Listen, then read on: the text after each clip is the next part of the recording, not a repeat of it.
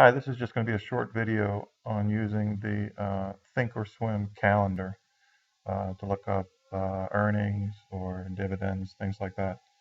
So first thing you do is you go to the Market Watch tab and then click on Calendar.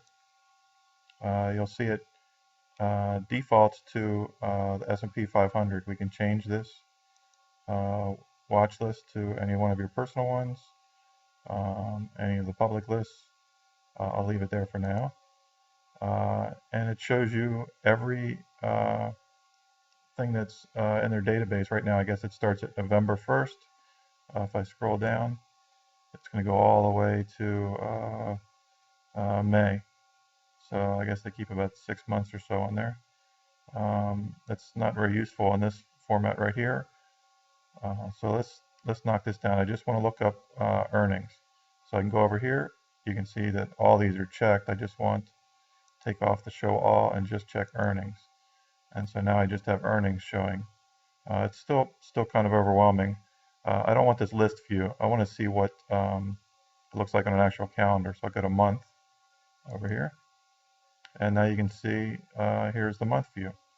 And if I click on today's date, it'll show today's symbols that are having earnings released either before market or after market.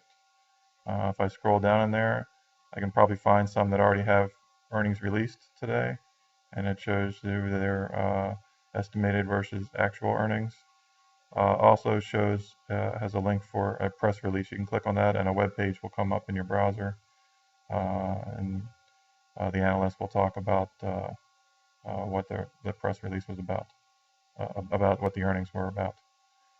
So again, it's still kind of overwhelming. You can see there's 43 today. I don't follow all these stocks. I'm going to go and change it to a smaller list just for easier purposes. So I can go to personal and I'll pick one of mine. And now you can see I only have about 10 that have earnings today, a little more usable. So if I wasn't sure what one of these symbols was, I could click on it like AET, just click there and it tells me that is Aetna. So there you go. Also, you'll notice if I clicked and added more, say dividends, my column headings changed down here. So now I cannot see what the actual earnings were. It's very frustrating. I thought they had actually removed that feature, but that's because there are no common headings, I guess, between dividends and earnings. So they just take off one. You can see what the actual dividends were. Add earnings, take off the dividends, and I can see what the earnings were. So you can't see both at the same time. So that's can get a little tricky sometimes. I can go back, click here. I don't know why there's two calendars because either one seems to do the same thing. But I can go back, and I don't know why there's none for January. I guess none of my stocks had earnings in January. So, and I can click on one of these. Again, on the 11th, there's Costco, and see what the earnings were back then. So I can also, if I wanted to, type in my own symbol up here if I wanted, say Apple, A-A-E-L, okay?